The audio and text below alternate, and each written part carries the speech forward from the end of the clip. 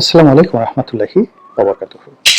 সম্মানিত দর্শক, জাতীয় নাগরিক পার্টি এটি একটা যাকে বলা হয় উদ্বোধনী অনুষ্ঠান করেছে এবং তাদের যে আত্মপ্রকাশ রাজনৈতিক দল হিসেবে সেটি তারা করেছে ঢাকার মানিক মিয়া এভিনিউতে। বিশাল জাঁকজমকপূর্ণ অনুষ্ঠান। কেউ বলছেন শত কোটি টাকা খরচ গিয়েছে, কেউ বলছেন কয়েক কোটি টাকা খরচ গিয়েছে। ঘটনা যাই হোক না কেন, অনুষ্ঠানের যে জাঁকজমক, মঞ্চের যে জৌলুস এবং যেভাবে সারা বাংলাদেশ থেকে লোকের সমাগম ঘটানো হয়েছে, সেক্ষেত্রে অনেক কথা বাতাসে ভাসছে এবং এগুলো একটু অযৌক্তিক নয়। সবাই প্রশ্ন করছে যে এই ছাত্র যারা একেবারে নবীন, কিছুদিন আগে যাদের প্রায় সবারই অবস্থান ছিল ম্যাথসের, এবং এরা সবাই দরিদ্র পরিবারের সন্তান, বড়জোর নিম্ন মধ্যবিত্ত পরিবারের সন্তান, তাদের নুন আনতে পান্তা ফুরতো এবং তারা যে ম্যাচে থাকতেন সেই ম্যাচের ভাড়া 2,000-3,000 টাকা পার সিট, এবং সেখানে খাওয়া দাওয়া 7-10,000 টাকা আয় রোজগার করতে তাদের কাউকে টিউশনি করতে হতো, কাউকে কোনো কোচিং সেন্টারে শিক্ষকতা করতে হতো, অথবা আরও অনেক কিছু এগুলো করে তাদের জীবন নির্বাহ করতে হতো। কিন্তু তারা হঠাৎ করে এই গত 6-7 মাসে দামি দামি গাড়িতে চলছেন, তাদের সবার পরনে খুব দামি দামি পাঞ্জাবি, এক একটা পাঞ্জাবির দাম 50-60-1 লাখ টাকাও হতে পারে। অনেকে দামি ঘড়িও হয়তো কিনেছেন, অনেকে বিয়ে করেছেন এবং বেশ ভালো পরিবারে বিয়ে থা করেছেন। কারণ এই যে একটা সুবর্ণ সময়, এই সুবর্ণ সময়কে কাজে লাগিয়ে তারা খুব বুদ্ধিমানের মতো কাজ করেছেন, জীবনসঙ্গিনী তারা বেছে নিয়েছেন এবং ভালো ভালো পরিবারে তারা বিয়ে করতে পেরেছেন। এরপর তারা এটা সমাজের সঙ্গে সম্পর্ক করেছেন। যে অভিযোগ আসছে সেটি হলো তাদেরকে অনেকে ভালোবাসেন, ভালোবেসে তাদেরকে গাড়ি ব্যবহার করতে দেন 1টা 2টো 3টে 4টে 5টা, এবং তাদের জন্য বিভিন্ন ধনবান বা শিল্পপতি যারা রয়েছেন তারা তাদেরকে গাড়ি দেওয়ার জন্য এতটা উদগ্রীব যে তারা আসলে একটা গাড়ি একবারে বেশি ব্যবহার করতে পারেন না। সকালে লেদুর গাড়ি ব্যবহার করলেন, বিকেলবেলা ধলা, তারপরে রাতের বেলায় চন্দনের গাড়ি ব্যবহার করলেন, আবার তারপরের দিন হয়তো নতুন সেট আসলো, একটা সেই কফি হাউসের আড্ডার মতো। এই যে তাদের যে একটা বর্ণালী জীবন, এই জীবনের রহস্য কি? এই রহস্য আমরা সবাই জানি এবং এটা নিয়ে আমাদের অনেকের হয়তো চোখ টাটাচ্ছে। কিন্তু বাস্তবতা হলো যে এরকম ঘটনা আওয়ামী লীগের জীবনে ঘটেছে, বিএনপির জীবনে ঘটেছে, জাতীয় পার্টির জীবনে ঘটেছে। আচ্ছা, এরশাদ যখন জাতীয় পার্টি করলেন তখন তো তিনি সেনাবাহিনীর একজন প্রধান রূপে কত টাকা বেতন পেতেন? ওই আমলে 20,000, 25,000, নট মোর দ্যান দ্যাট। তো তিনি এই টাকাগুলো কিভাবে পেলেন? এবং তিনি শুধু টাকা পাননি, তিনি বিএনপিকে টাকা দেওয়ার চেষ্টা করেছেন, আওয়ামী লীগকে টাকা দিয়েছেন, টাকা দিয়ে নির্বাচনে এনেছেন। আওয়ামী লীগকে শোনা গেছে যে 86 সনে নির্বাচনে আনার জন্য তিনি প্রায় 30 কোটি টাকা একসাথে ক্যাশ দিয়েছিলেন। তো একইভাবে যদি আওয়ামী লীগকে নির্বাচনে আনার জন্য 30 কোটি টাকা দিয়ে থাকেন, তো অন্য যারা আওয়ামী লীগের সহযোগী এসেছিল জামাত থেকে, অন্য দলগুলো, তারা কোথায় টাকা পেয়েছিল?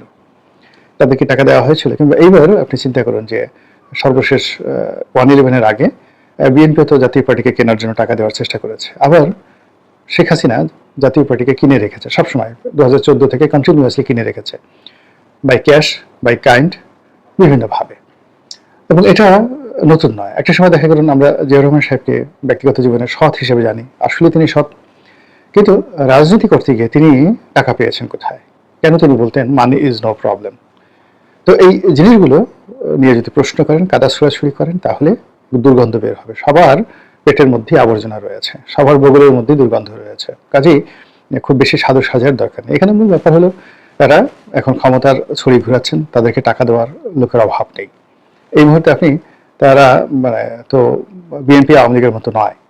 যেমন শোনা যাচ্ছে যে এস আলম গিয়ে লন্ডনে অমুকের সাথে দেখা করেছেন, তারপরে এস আলম সেই অমুকে গাড়ি দিয়েছেন। দেখা গেল সালাউদ্দিন সাহেব জেল থেকে বের হয়ে আসছেন বা ইন্ডিয়া থেকে এসছেন, এসে এলাকায় যাবেন, তার গাড়ি, তিনি যে গাড়িতে বেরোচ্ছে হবে সেই গাড়িটা এস আলমের গাড়ি। এরকম ঘটনা তো ঘটছে। এখন এই এস আলমকে যদি এই ছাত্ররা দিতেন, মানে যাকে বলে আশ্রয় দিতেন, প্রশ্রয় দিতেন, সাবেদ গ্রুপকে দিতেন, বসুন্ধরা গ্রুপকে দিতেন, তাহলে তাদের টাকার অভাব হতো? এই 3টে ডিলেই তো তারা অন্তত পক্ষে 10-20 হাজার কোটি টাকা এখান থেকে নিয়ে নিতে পারতো। এবং তারা যদি বলতো যে আমরা আমাদের যে সম্মেলন এটা আমরা মঙ্গল গ্রহে করব, এবং মঙ্গল গ্রহে কিভাবে করব? ইলন মাস্কের যে স্পেস এক্স, এটাকে আমরা ভাড়া করে মহাশূন্যে যাব, অথবা মঙ্গল গ্রহে বসে এই সম্মেলন করবো এবং সেখান থেকে লাইভ টেলিকাস্ট করে দেখানো হবে।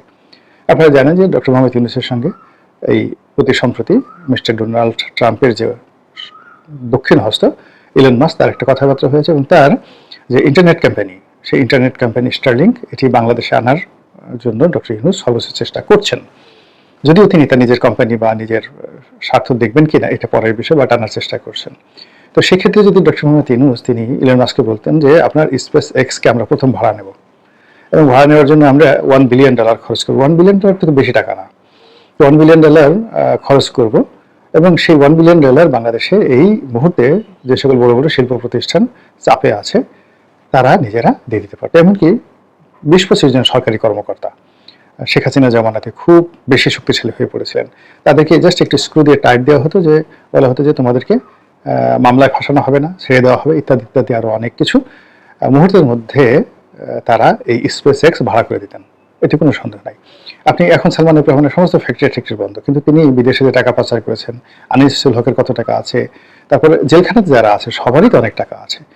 তাদের সঙ্গে যদি ছাত্ররা একটু যোগাযোগ করতেন বা তাদেরকে একটু ছাড় দিতেন, তাহলে আরও 10,000 কোটি টাকা এই জেলখানাতে যারা আছেন সব টাকা দিয়ে তারা এদের সঙ্গে একটা নেগোসিয়েশন করতেন। ফলে কি হতো, মানিক মে এভিনিউটাকে যদি তারা তুরস্কের সবচেয়ে দামি কার্পেট দিয়ে বিছিয়ে তারপরে সেখানে বুফে খাবার দিয়ে দিতেন, হোটেল সোনারগাঁ এবং শেরাটনকে সমস্ত ক্যাটারিং সার্ভিস দিয়ে দিতেন, যে ওখানে যারা পথচারী আছে সকাল সন্ধ্যা তারা যা ইচ্ছে তাই খেতে পারবে, নাচতে পারবে, গাইতে পারবে, ওই কার্পেটের উপরে প্রেম করতে পারবে, ভালোবাসা করতে পারবে, এবং এর জন্য যত টাকা দরকার সব টাকা ভূতে যোগান দিত। এটা হলো বাংলাদেশের বাস্তবতা।